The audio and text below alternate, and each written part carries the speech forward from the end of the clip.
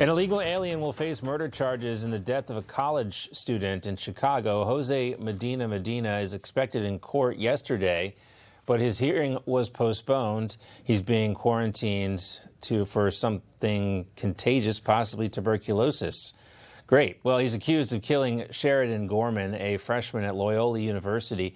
Investigators believe she was with a group of friends when they were ambushed on Chicago's lakefront. According to DHS, Medina illegally entered the country from Venezuela during the Biden administration. Since then, he had been arrested twice. Both times he was released. The Gorman family is now slamming Illinois' sanctuary policies. They put out a statement saying, quote, "This was not random misfortune. This was a violent and preventable act. We are gravely disappointed by the policies and failures that allowed this individual to remain in a position to commit this crime." Governor J.B. Pritzker finally broke his silence on this murder. In a statement, he chose to blame President Trump. He says, quote, "The Trump administration needs to stop politicizing heinous tragedies and instead focus on real solutions like reinstating federal funds to prevent violence that supports our public safety efforts." Other Chicago Democrats claim that the victim here was just simply in the wrong place at the wrong time. Listen to Chicago Alderman Maria Haddon. The kids were out doing normal things people do in the neighborhood.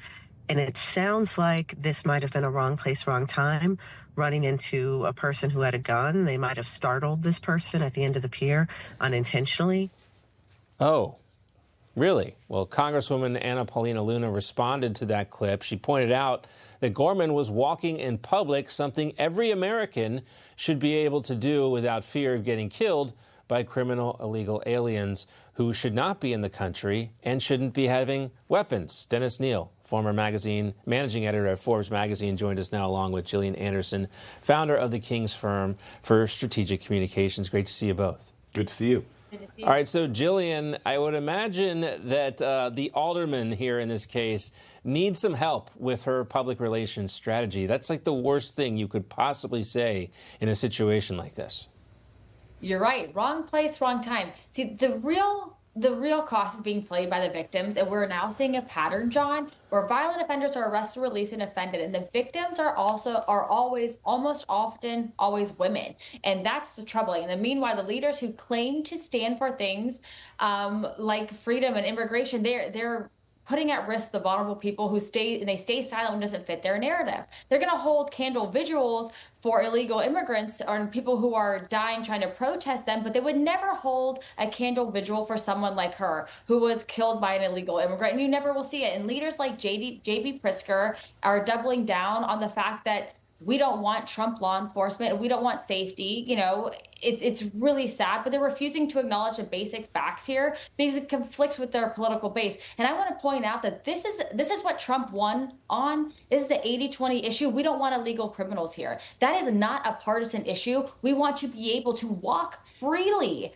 as a woman, as any American, walk freely down our streets and have that not be the wrong place or the wrong time, but actually just be living safely in our streets in America. But that's too much to ask for people who run these sanctuary cities. Sounds like it's too much to ask for some people. And Dennis, how bad does J.B. Pritzker look in this whole entire situation? He's accusing Trump of politicizing this, but you actually have the victims' parents out here saying this cannot continue. These people need to remain behind bars. We saw Pritzker. He was all over the killings in Minneapolis, the ICE killings. He was there for the memorial for Alex Preddy and Renee Good, not even his state. But it took him a little bit of time to respond to this brutal murder by an illegal alien, and we know why.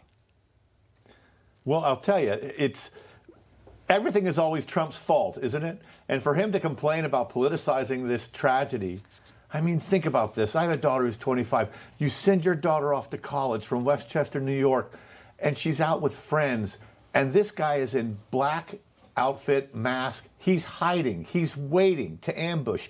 And your daughter gets shot in the back of the neck and dies instantly. And I know that the advocates for immigrants say, well, regular Americans commit crimes at a higher rate. But it is undeniably true that if that guy had been held instead of released a few times, if he had never been allowed to enter the U.S. by the Biden administration and released, that crime would not have happened.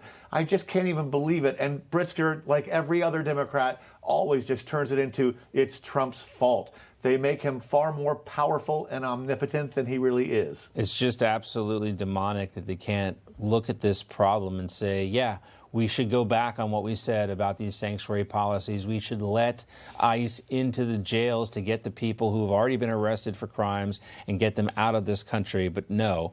President Trump also was talking about what a city looks like when they cooperate with federal law enforcement. He was in Memphis yesterday, highlighting the major successes, crushing violent crime in that city. Take a listen. Prior to our involvement, Memphis had become known for something else, being the murder capital of the USA. That's not a good title. It was averaging far more than one murder per day, with a crime rate higher than Colombia, Mexico City, or Baghdad. Here's the good news. It's been fixed. Here in Memphis, we've achieved one of the largest, fastest declines in violent crime ever recorded. Now, since Trump deployed the federal Memphis Safe Task Force in September, we've seen more than 700 or 7,400 arrests, including hundreds tied to homicides, sexual offenses, gang violence, and drug trafficking. Jillian, again, this is something else that President Trump ran on, and Democrats are having a harder and harder time denying the success here.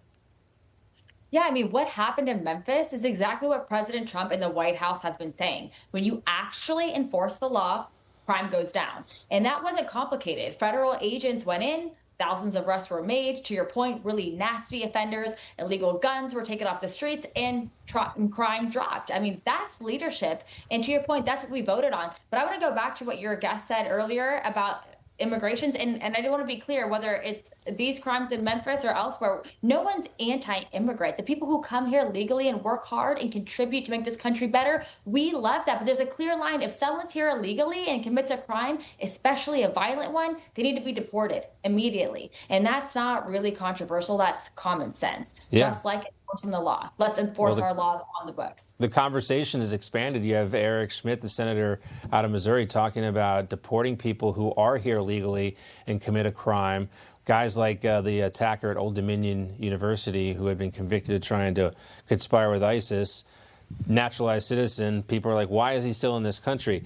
I want to talk about, too, we've had some good news in terms of statues this week. Good statue news, Dennis. We have Christopher Columbus's statue going back up outside the Eisenhower Executive Office building right next to the White House. We also have Cesar Chavez's name being pulled from monuments all over the place. So he's out. Columbus is back. It's happening. That is a wonderful pairing, man. I love that. And, you know, Trump is so good at baiting the opposition. I'm not sure that the president right now, worrying about the Iran war, cares that much about Columbus, but it sure will drive his opponents crazy. It will draw them out, and now they'll be protesting against yet another thing. They don't even know where to mount a counter strategy. They're too big simply responding to each new outrage. Yeah, they can't get into the gates where this statue, they can see it and they can look at it, but they can't get behind the gates to take it out. So Christopher Columbus is safe once again where he should be. All right, Dennis, Jillian, thank you both. Great to see you here. Information. Truth is freedom. Is Newsmax. It's real news for real people.